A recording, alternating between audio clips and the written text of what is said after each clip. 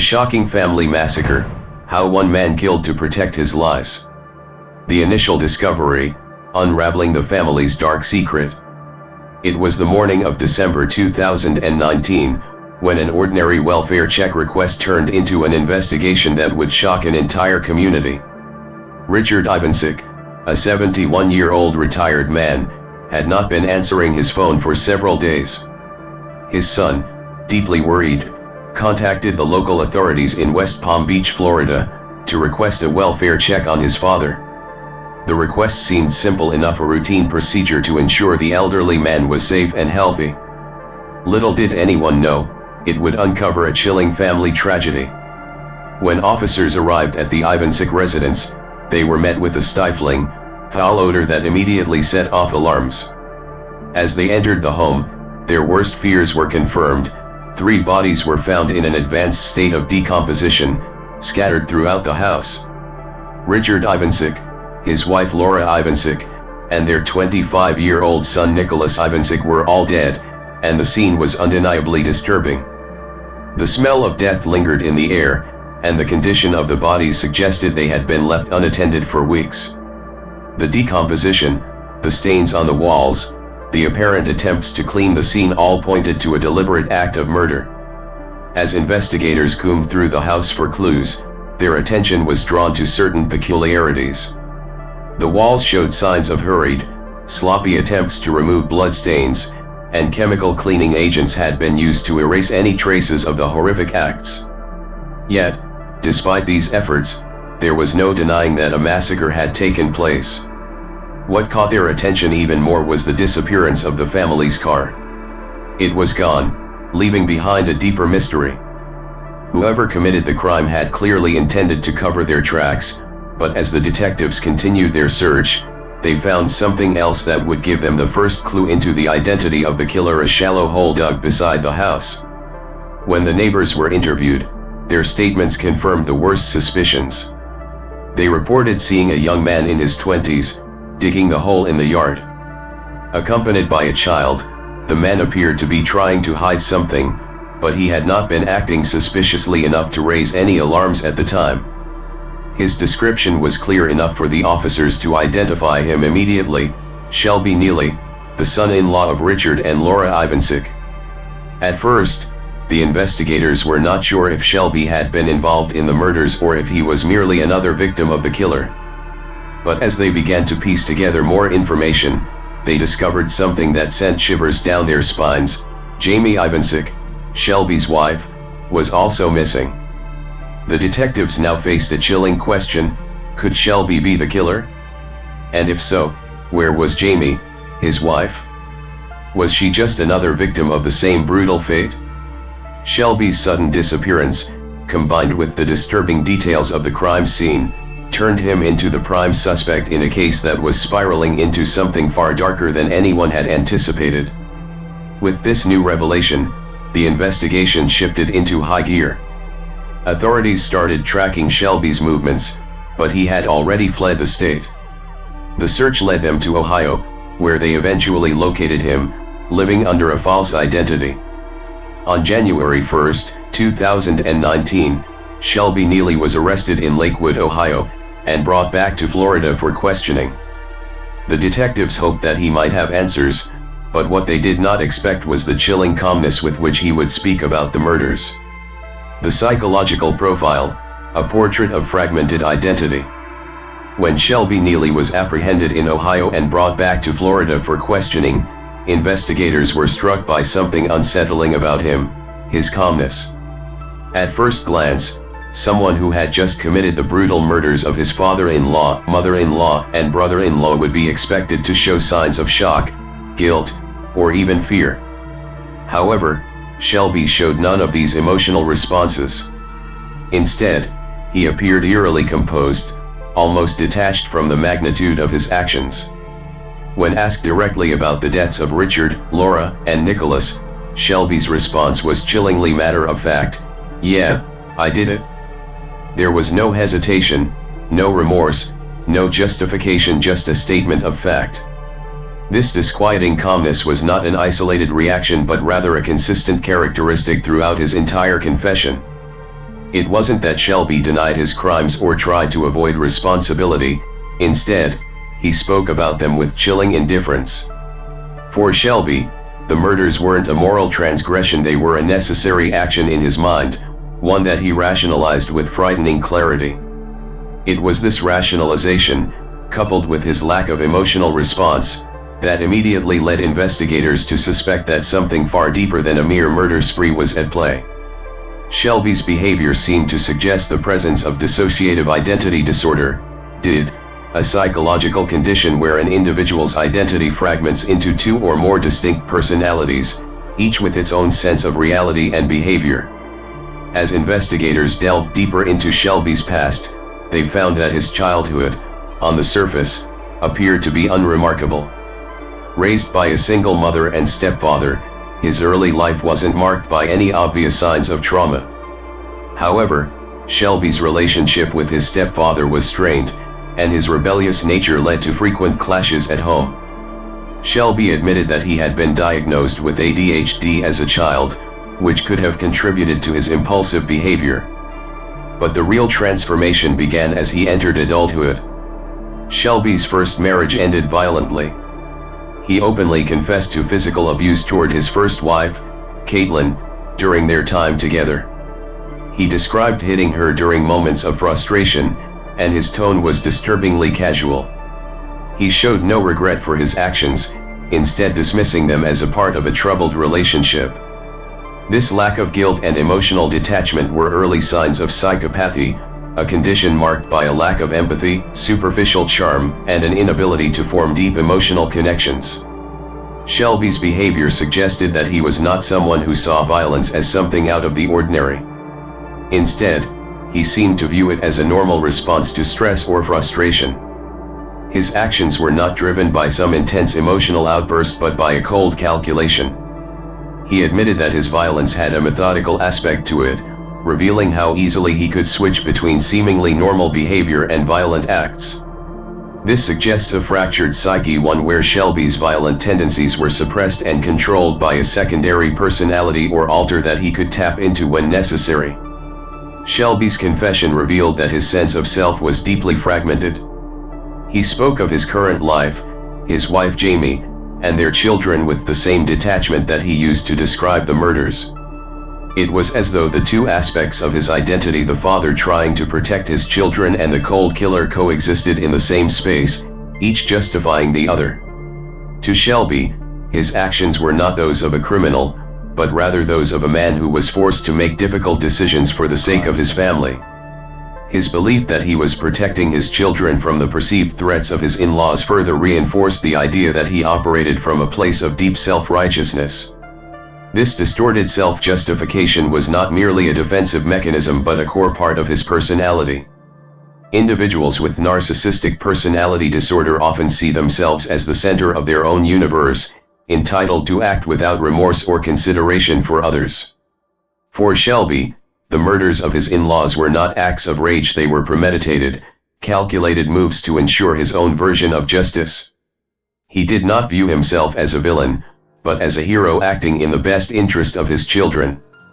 The way Shelby spoke about his in-laws was particularly telling. He saw them as a threat, believing that they would ultimately harm his children if left unchecked. In his mind, the violent deaths of Richard, Laura, and Nicholas were not crimes but necessary sacrifices to preserve the well-being of his children. What set Shelby apart from a typical criminal, however, was his ability to compartmentalize. On the one hand, he saw himself as a loving father, but on the other, he was capable of methodically planning and executing the murders of his own family members. This compartmentalization is a key indicator of psychopathy and dissociative identity disorder, both of which involve a disconnect between one's actions and emotions. Shelby's ability to operate in this fragmented state allowed him to commit murder without experiencing the usual emotional conflict. His actions were not driven by an internal struggle but by a detached, almost clinical assessment of what he thought needed to be done. Shelby's calm demeanor during the interviews only grew more unsettling as he continued to describe the murders in detail. He spoke of the murders with the same flat tone as if he were describing a routine task, completely oblivious to the gravity of what he had done. His behavior suggested that he had dissociated from the act of murder itself, possibly retreating into a secondary personality that could handle the brutal task without emotional interference. This kind of emotional detachment is not typical for most people, who would likely experience shock, remorse, or guilt after taking another person's life. But for Shelby, murder was not an emotional act, it was a calculated decision, a necessary step to achieve his desired outcome. His lack of empathy, his distorted sense of justice, and his ability to justify his actions as self-righteous protection for his children painted a chilling portrait of a man who had fragmented his identity to such an extent that he could commit horrific acts without even blinking. Shelby Neely was not merely a man who had committed murder, he was a deeply fractured individual, one whose mind had split into pieces, each personality justifying its actions. Whether it was the cold, calculated killer or the father convinced he was doing the right thing, Shelby's identity was a puzzle that could only be understood by delving deeper into his psyche. His complete detachment from his crimes and his rationalization of violence as a necessary means to an end only underscored the terrifying extent of his psychological fragmentation. A chilling sense of detachment, the absence of empathy. When Shelby Neely sat down for his first full interrogation, the investigators were prepared for a tense, emotionally charged conversation. After all, they were about to speak with a man who had taken the lives of 3 people. What they didn't expect was his unnerving calmness. As he spoke about the murders of his father-in-law, mother-in-law, and brother-in-law, Shelby displayed none of the typical signs of guilt or regret. He wasn't nervous, he wasn't remorseful, he was simply matter-of-fact. He described how he killed Richard Ivancic with a hammer, how he struck him in the back of the head, and how he did the same to his wife, Laura, and then to Nicholas, their son. Each time he recounted these actions, Shelby's voice remained flat, devoid of any emotion. There was no fear in his eyes, no anxiety in his posture, just the eerie composure of someone who had committed these terrible acts but did not see them as anything out of the ordinary. For Shelby, killing wasn't a crime, it was a necessary act, a justification for what he believed was protecting his family. He didn't hesitate to go into the disturbing details of each murder. When asked how he struck Richard, he calmly explained, "I hit him with a hammer, basically killed him with it." The simplicity of his description was chilling. Shelby made it clear that he was not overwhelmed by the gravity of what he had done, nor did he feel the need to hide the facts. In fact, he seemed almost detached from the horrific nature of his actions. It was as if he were recounting the plot of a film or a story rather than describing the brutal murders of his own family members. The lack of emotional reaction from Shelby wasn't just a sign of someone in shock or denial. It was a clear indication of a profound emotional detachment, a trait characteristic of psychopathy.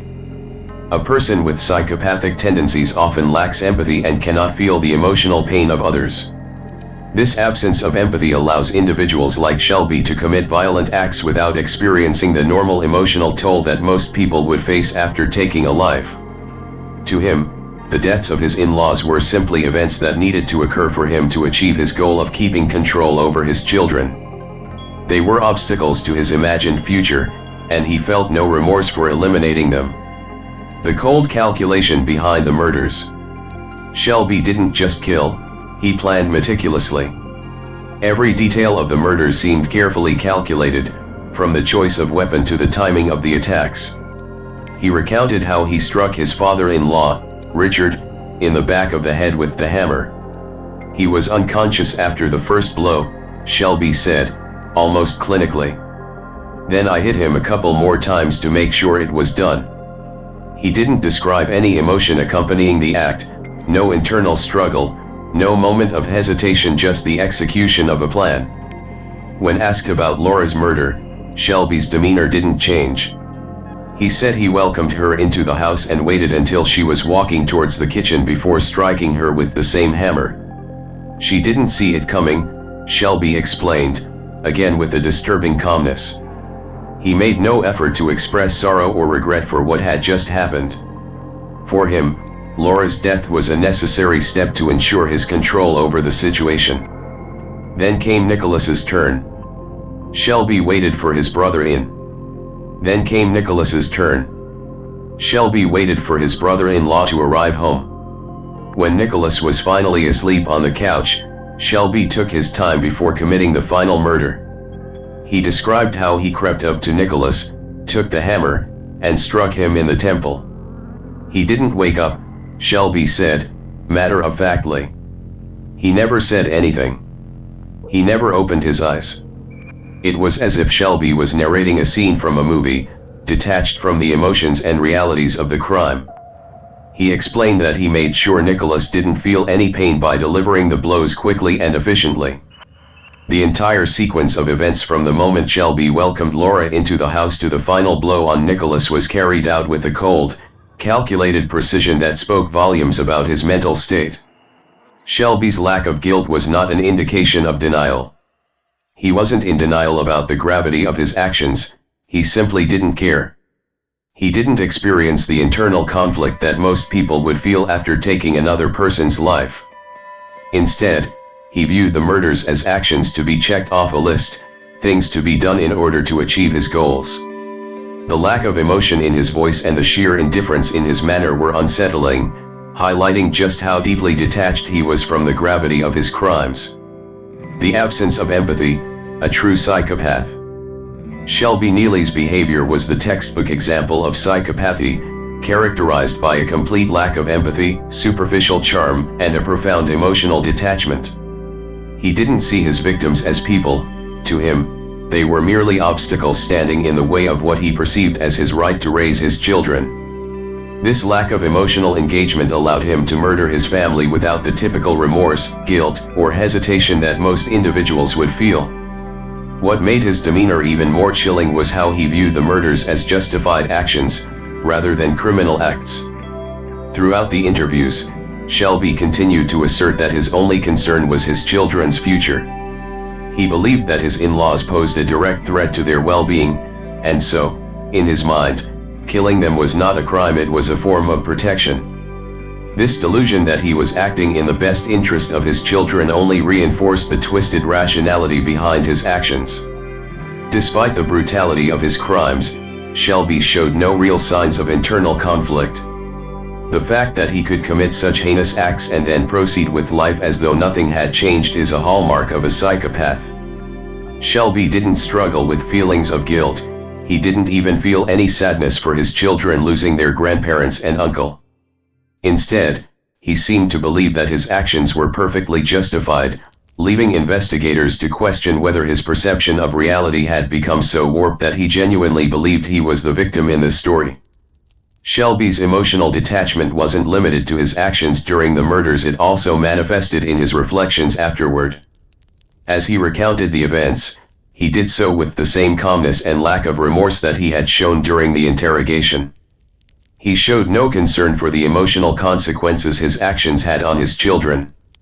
In fact, when asked about how they would cope, Shelby simply stated, "I feel bad for them, but they'll be okay. I didn't do this to hurt them." His detachment was so complete that he couldn't even recognize the profound loss his children would suffer from the deaths of their family members. The chilling reality of Shelby's detachment. The more Shelby spoke, the more it became clear that he had completely detached himself from the emotional reality of his actions. He didn't feel the weight of the murders. He didn't experience guilt or remorse. For Shelby, the murders of his father-in-law, mother-in-law, and brother-in-law were simply a series of events that needed to happen in order to secure his children's future. This lack of empathy, the chilling way he spoke about taking their lives, and his refusal to acknowledge the pain he had caused painted a terrifying picture of a man whose mind had fractured to such an extent that he could justify murder without batting an eye. Shelby's detachment wasn't just a sign of emotional numbness, it was a defining characteristic of his psyche. His inability to connect emotionally with others, especially his victims, allowed him to act with brutal efficiency. In his mind, the murders were necessary steps in a plan, and once completed, he moved on to the next task without a second thought. His complete indifference to the suffering he caused and his failure to recognize the value of human life showed the true extent of his emotional disconnection. The need for control, Shelby's paranoia and the fear of losing custody. The murders of Richard, Laura, and Nicholas Ivancic were not simply acts of violence fueled by anger. To understand Shelby Neely's motivations, it is essential to look at his distorted sense of control and his overwhelming fear of losing custody of his children. His paranoia, driven by a deep-seated belief that his children were in danger from his in-laws, played a central role in the murders he committed. Shelby's psychological profile painted a picture of a man who, in his mind, was not simply protecting his children from harm, but was enacting a twisted form of justice. Shelby's paranoia began to manifest during his troubled relationship with Jamie, his wife, and the rest of her family. He was convinced that his in-laws were toxic and that they would one day take his children away from him. His warped perception of the world led him to believe that he was the only one who could keep his children safe, and anyone else, especially his wife's family, was a threat to that safety. In Shelby's delusional mind, the only way to protect his children was by eliminating these threats.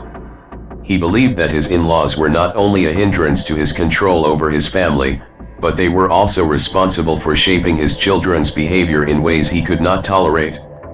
This paranoia was amplified by his own insecurities. Shelby had a fragile sense of self-worth, and as he struggled with his own personal demons, he found solace in the idea that he could maintain control over the lives of his children. His fear of losing custody was not rooted in any genuine concern for his children's well-being, but in his own need for dominance. Shelby was terrified of being vulnerable, and the idea of someone else having authority over his children was an unbearable thought. To him, the solution was simple: eliminate the perceived threats before they could act. His fears, driven by an unstable psyche, led him to view murder as a practical solution, a means of preserving his grip on his children's future. The delusion of protection, a father's justification. In the weeks leading up to the murders, Shelby's fears of losing his children to his in-laws became more pronounced. He began to see them as actively plotting to take his children away from him. This was not based on any actual evidence, but rather on his warped sense of reality. His paranoia intensified, and he started viewing even the most benign actions by his in-laws as a threat to his power. This irrational belief was compounded by his self-righteous justification. He saw himself as the only person capable of providing a safe and stable home for his children. Shelby's delusions about his ability to protect his children grew stronger over time. He believed that if he didn't act swiftly, his in-laws would interfere and destroy the family unit he had worked so hard to maintain. This mindset led him to view the murders of Richard, Laura, and Nicholas as not only acceptable, but necessary. To Shelby, he was not killing out of anger or hatred, but rather out of a desperate need to protect what was his children, his home, his future. The act of murder, in his distorted view, became an act of fatherly love and self-preservation. Shelby's paranoia also drove him to manipulate the truth. After he killed Jamie's parents and brother, he immediately set about covering his tracks. He knew that the authorities would soon begin asking questions, so he began fabricating a story. Shelby's ability to deceive and manipulate others further reflected his need for control. He pretended to be his wife, Jamie, when communicating with her family, even sending them pictures of his children and making excuses for her absence. This behavior was not simply an attempt to hide his crimes, it was part of his ongoing need to maintain a facade of normalcy and control. In his mind, he was doing everything necessary to protect his children, including maintaining the illusion that Jamie was still alive and well. Shelby's manipulation of Jamie's family was particularly telling. He knew how to play the role of the grieving husband and father, masking his true intentions with a veneer of normalcy. His actions demonstrated how deeply rooted his need for control was. He was willing to go to great lengths to maintain a false narrative, all in the name of preserving his image as a capable and loving father. This capacity for deception was not just a tactic to evade the law, it was part of Shelby's broader strategy to protect his distorted sense of control over his children and his life. The psychological strain of control, losing himself in the lie. As Shelby continued to fabricate his story, his own mental state deteriorated further. Maintaining the lie required constant effort, and the strain of living with such an elaborate deception began to take its toll. He had to manage multiple versions of reality, one in which he was a father protecting his children, and another in which he was a man who had committed horrific crimes. The cognitive dissonance between these two realities must have been immense, but Shelby seemed to operate in a state of psychological fragmentation, compartmentalizing each aspect of his life. Shelby's delusional need for control also manifested in his efforts to control every detail of the aftermath of the murders. He buried his victims' bodies with calculated precision, attempting to conceal any traces of the crime. He even went so far as to move Nicholas's body and manipulate objects in the house to prevent any suspicion from arising. In his mind, the murders were not mistakes but necessary steps to secure his place as the head of the family. His actions were not impulsive, they were deliberate, carefully thought out, and executed with chilling detachment. Shelby's need for control was so overwhelming that he would stop at nothing to make sure no one uncovered the truth. The toll of this need for control is apparent in Shelby's behavior as the investigation unfolded. He constantly sought to be in control of the narrative, even when he was at his lowest. Despite being arrested and brought into custody, Shelby remained composed, as if he were still managing his own personal story rather than facing the consequences of his actions. Even when confronted with the reality of his crimes, Shelby showed no signs of breaking down emotionally. He had, in many ways, already detached himself from the emotional weight of his actions. The need for control had become so ingrained in him that even when he was caught, he acted as if he were still orchestrating the situation. The paranoia unraveled. Shelby's paranoia about losing his children and his need for control culminated in the shocking murders of his in-laws. In his mind, they were obstacles that had to be removed to preserve his way of life. But as investigators began piecing together the details of the case, they began to see just how deeply rooted Shelby's delusions were. His fear of losing control, his warped sense of justice, and his emotional detachment from the killings painted a picture of a man who was not acting out of pure malice, but rather out of a desperate and distorted need to protect what he believed was his. Shelby's need for control ultimately became his undoing. His paranoia and delusions led him to make decisions that were as calculated as they were tragic. He believed that by killing his in-laws, he could safeguard his children's future. However, in doing so, he destroyed everything he claimed to be protecting. The cycle of control, paranoia, and deception that Shelby wove around himself led to a spiraling downfall, and it became increasingly clear that the very things he feared, losing his children, losing his sense of identity, were the very things he had ultimately lost. The delusions of self-righteousness, Shelby's justification for murder.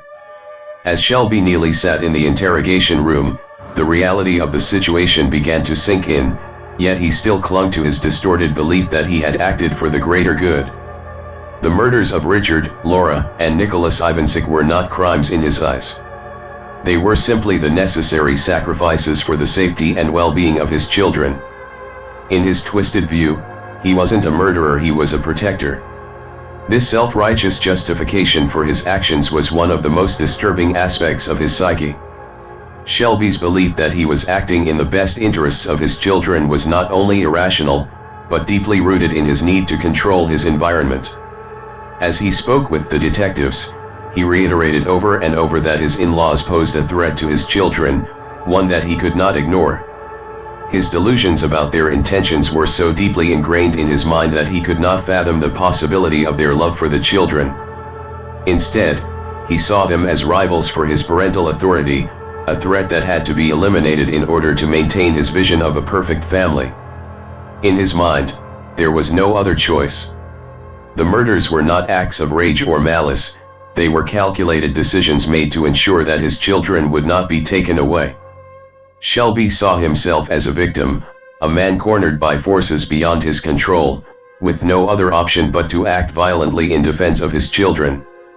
He never questioned the morality of his actions, he was convinced that what he was doing was righteous.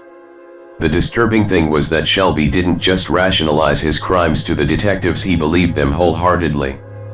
The twist of reality, a father's love and the resulting tragedy. Shelby's justification for the murders was not just based on his paranoia about his in-laws. His deep-seated belief that he was the only one who could provide a stable and loving environment for his children played a key role in his actions. He painted a picture of himself as the self-sacrificing father, a man who would do anything no matter how extreme to protect his children. This idea of being a protective father was warped into something far darker. It was no longer about providing a safe home for his kids, it was about keeping them under his control at all costs. Shelby saw his children as possessions, not as individuals with their own autonomy and needs. His obsessive desire to protect them was less about their well-being and more about maintaining control over their lives. In his mind, his in-laws represented an intrusion into that control, and they had to be eliminated. His children, in Shelby's view, were pawns in a game where only he could define what was best for them. His delusions of self-righteousness blinded him to the reality that his actions were not acts of protection, but of destruction. The most tragic aspect of Shelby's justification was the toll it took on his children. They lost not only their grandparents but also their uncle figures who could have provided love and stability. While Shelby believed he was shielding them from harm, he was, in fact, robbing them of any chance at a normal, healthy childhood. The very thing he thought he was protecting, his vision of a family, was shattered by his own hand. The children were left with no one but a father who viewed them as extensions of himself, rather than as individuals with their own rights and needs. Shelby's rationalization, the fine line between protection and obsession. As the interrogation continued, Shelby's self-justification grew more elaborate. He spoke about his actions as though they were logical steps in a carefully planned operation. There was no moment of doubt, no second guessing. He never questioned the morality of his actions. To him, it was all about control. He rationalized the murders with phrases like "I had no choice," and "I had to protect them." It became clear that he saw himself not as a murderer, but as a man who had been forced to make an extreme decision. In his mind, the crime wasn't murder, it was a necessary act of preservation. Shelby's rationalization was fueled by his belief that the world was stacked against him. He viewed his in-laws as hostile forces, intent on taking his children and undermining his authority as a father. His paranoia painted a false picture of his family as the enemy, and he believed that he was the only one who could protect his children from them.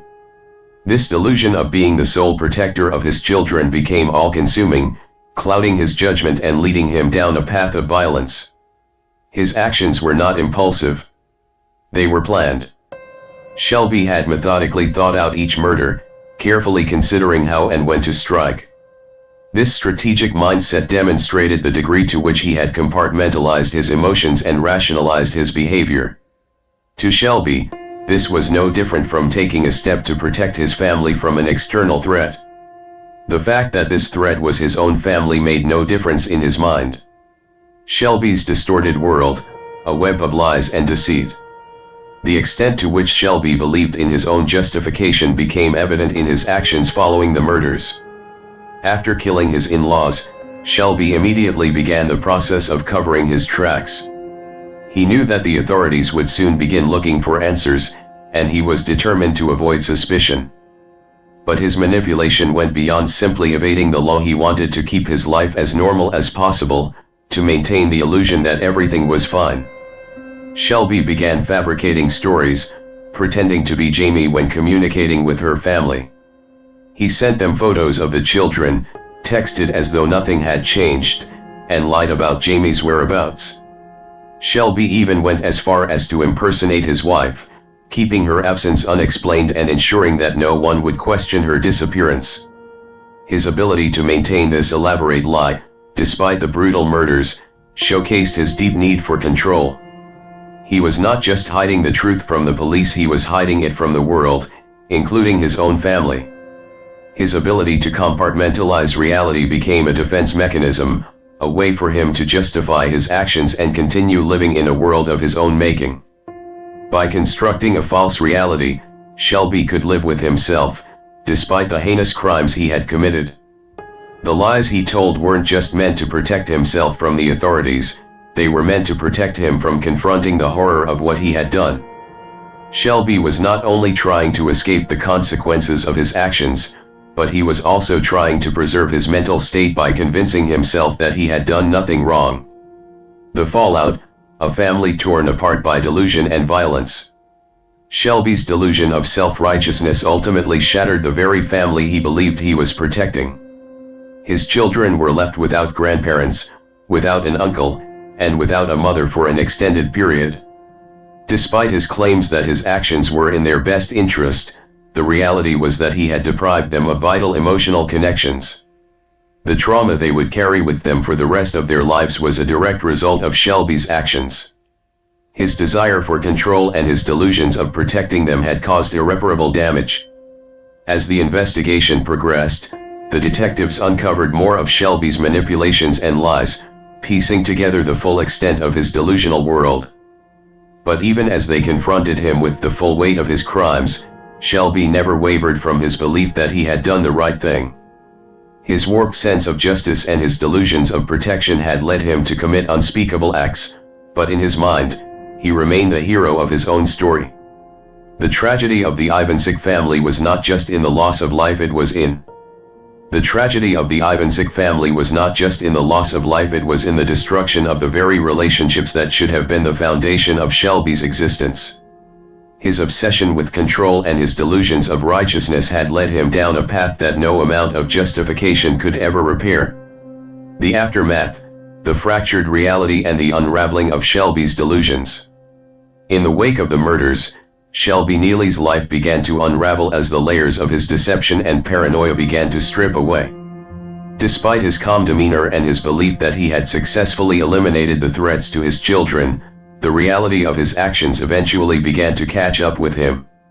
His attempts to maintain control over the narrative of his life, the facade of a protective father, the grieving husband, began to crumble as the authorities pieced together the full scope of his crimes. The meticulousness with which Shelby planned and executed the murders was, in many ways, his downfall. He believed that by covering his tracks, by impersonating his wife and making sure that his in-laws' absence went unnoticed, he could continue his life without suspicion. But as the investigation progressed, it became clear that Shelby's web of lies was not as foolproof as he had hoped. His confidence in his ability to control every aspect of the situation blinded him to the fact that the police were closing in on him. Every step he took to hide his actions, every lie he told to keep the world from seeing the truth, was one more thread in the rope that would eventually lead back to him. Despite his efforts, the pieces of the puzzle began to come together. The authorities quickly discovered that Shelby had been using his in-laws' payment cards, pawning off their belongings, and driving his mother-in-law's car. These small but telling clues led investigators to his location in Lakewood, Ohio, where he was eventually arrested. However, when the police finally confronted Shelby, his reaction was not one of fear or guilt. Instead, he appeared calm, almost resigned to his fate. His demeanor, which had remained disturbingly detached throughout the entire investigation, did not change. He did not panic or try to deny his involvement, he simply accepted the inevitable with a chilling sense of indifference. The cold confession, the final unmasking of a psychopath. When Shelby was brought into the interrogation room, his demeanor was strikingly similar to the way he had conducted himself during the murders: calm, collected, and emotionally removed from the gravity of the situation. The detectives, who were familiar with the intensity of criminal confessions, were struck by the stark contrast between Shelby's actions and his complete emotional disengagement. He was a man who had taken the lives of 3 people, yet sat in the room as if he were discussing a mundane event. As Shelby began to confess, he offered no explanations for his actions, no emotional responses to the brutality of what he had done. He simply spoke about the murders as though they were a foregone conclusion, an act he had to perform to protect his children. His detached confession was unsettling, a reflection of the complete separation between his actions and his emotions. Shelby did not feel guilt or remorse, he felt nothing. His self-justification had become so deeply ingrained in his psyche that he no longer saw the murders as crimes, but as necessary actions taken in the name of protection. As he recounted the murders in detail, Shelby's indifference was palpable. He described the deaths of Richard, Laura, and Nicholas with the same level of detachment that he had used when speaking about the murders earlier. "I did it," he said simply, without emotion. He detailed the use of the hammer in each killing, speaking of it as though it were a routine task, not a violent act that had destroyed an entire family. For Shelby, the brutal killings were not something to be ashamed of, they were simply part of the logic that governed his twisted perception of reality. To him, these murders were justified, necessary, and ultimately, in his mind, righteous. His cold, methodical confession painted a picture of a man who had long since detached from the emotional consequences of his actions. It was clear that Shelby had compartmentalized his identity to such an extent that he could carry out violent acts without ever feeling the weight of them. His detachment was not merely a defense mechanism, it was the core of his psychological makeup. Shelby's inability to connect emotionally to his crimes made him a dangerous individual, capable of committing acts of violence without hesitation or remorse. The delusions collapse, confronted with reality. Despite his calm exterior, Shelby's world began to crumble around him as the reality of his situation began to set in. The more the police uncovered about his actions, the more his delusions of control and protection fell apart. His belief that he was saving his children by eliminating his in-laws was shattered. The evidence against him was overwhelming. His confession, his use of his in-laws' credit cards, the discovery of their bodies, and the details of how he had meticulously covered his tracks all pointed to the same conclusion: Shelby had committed the murders. In the weeks that followed his arrest, Shelby's psychological state became the subject of intense scrutiny. Experts began to analyze his behavior, looking for signs of any underlying mental illness that might explain his actions.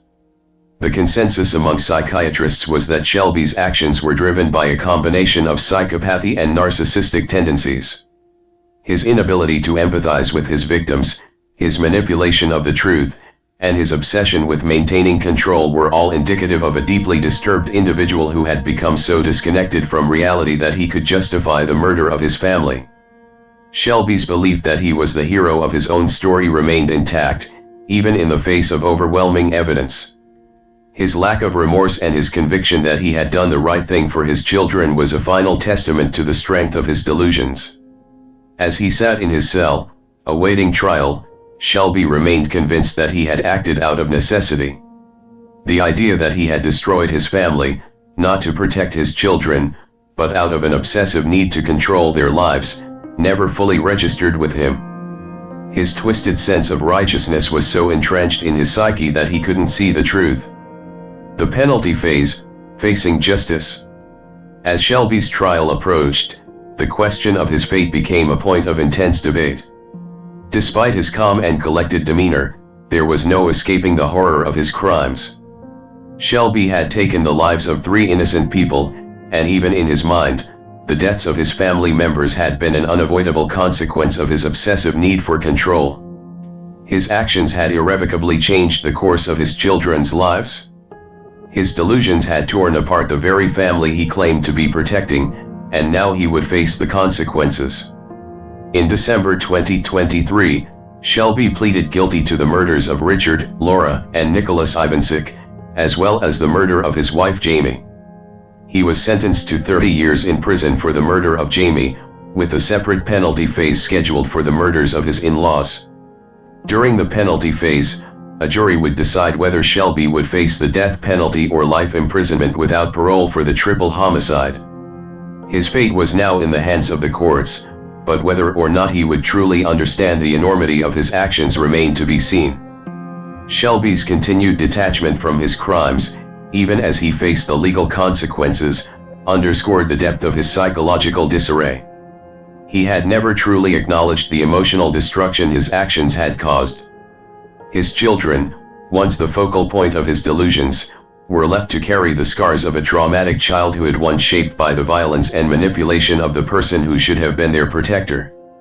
As Shelby's trial continued, the public grappled with the chilling reality of his actions. Could a man who had so completely detached from reality, who had justified the murder of his family as a form of protection, ever truly face justice? Or was he simply a product of a mind so broken that it could no longer distinguish between right and wrong?